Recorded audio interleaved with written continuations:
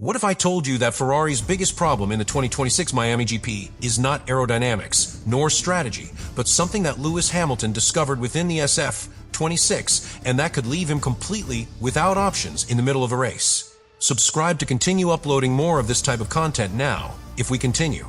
Because we are not talking about a simple lack of speed, we are talking about a failure that appears at the worst possible moment when the driver steps on the accelerator, and the car simply does not respond as it should.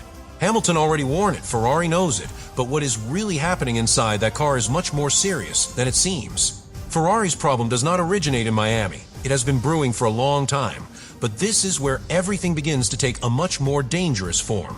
Because when Lewis Hamilton gets into the SF-26, he is not only adapting to a new car, he is facing behavior that completely breaks with everything he has built over years as a driver. And this is not a minor detail because Hamilton is a driver who bases his performance on absolute confidence with the car, on that ability to anticipate every reaction, every weight transfer, every power delivery. But with this Ferrari, that connection simply doesn't exist. From the first races, signs were already beginning to be seen that something was not quite right. It wasn't an obvious lack of pace. It wasn't that Ferrari was completely out of the fight. It was something more subtle, more difficult to detect with the naked eye. Moments where the car seemed competitive, but suddenly disappeared. Sectors where Hamilton could not maintain consistency. And most importantly, that constant feeling that the car did not respond the same on each lap. This is not a setup problem. It is not something that can be solved with a change of spoiler or a variation in the suspension. It is a much deeper problem. Hamilton began to understand it little by little, race after race, but it was after Japan when it finally became evident. It wasn't just any complaint, it wasn't an excuse after a bad result. It was a direct, clear, almost desperate statement. There was a lack of power. But what was really important was not the power itself, but how it was being delivered. Because the SF-26 has performance peaks, moments where it seems to be at the level of the best, but that power is not stable, it is not progressive, it is not predictable. And when a driver can't trust the way the car delivers power, they completely lose the ability to attack at the limit. This changes absolutely everything, because in modern Formula One, especially with the 2026 regulations, energy management is practically more important than aerodynamics. It's no longer just about how much the car runs, but about when and how it delivers that speed. And Ferrari is failing right there. The SF-26 hybrid system is not being able to maintain a constant delivery, and that generates a domino effect. The pilot hesitates, lifts earlier, brakes differently, cannot line the same, and each of those small variations ends up costing time. But what really makes this problem critical is the context in which it arrives. Miami is not just another race, it is the point where Ferrari introduces a package of updates that was supposed to change the course of the season. It is, in essence, their last big bet to stay in the fight for the championship. And yet, all that development can be completely nullified if the underlying problem is still there. Because you can improve the aerodynamics, you can optimize the balance, you can find tense in the chassis, but if the energy is not delivered correctly, everything else loses value.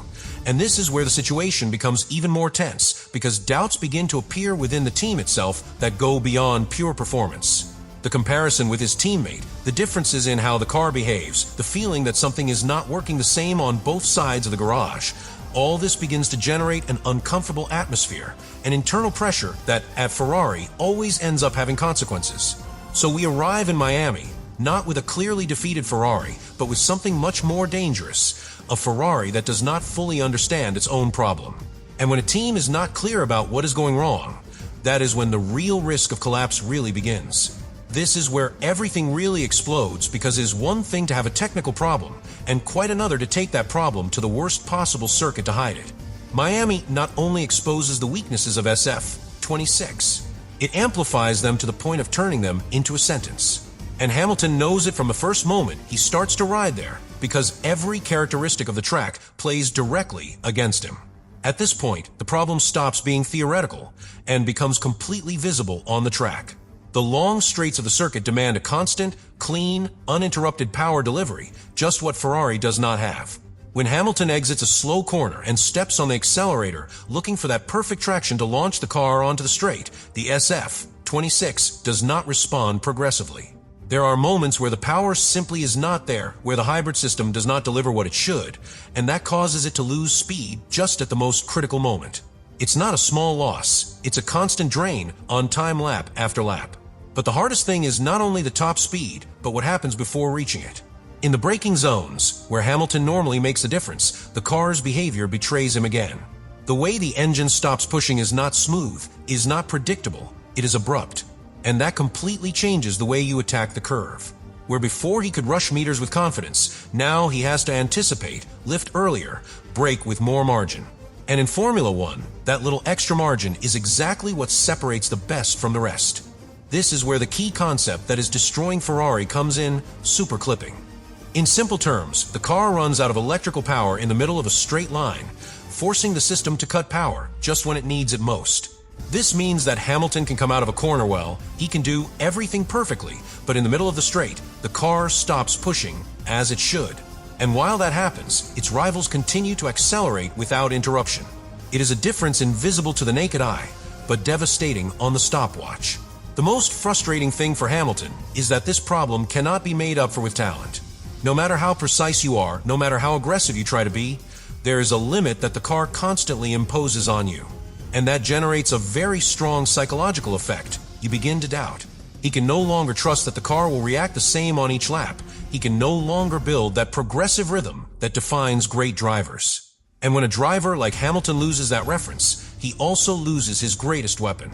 Meanwhile, inside Ferrari, the situation becomes even more tense. Because this is not a new problem that they can attack from scratch. It is a problem that appears just when they bring their biggest improvement package of a season.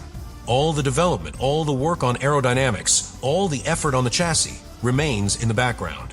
Because the root of the problem is still there, intact, affecting every corner exit, every straight, every attempt at a fast lap.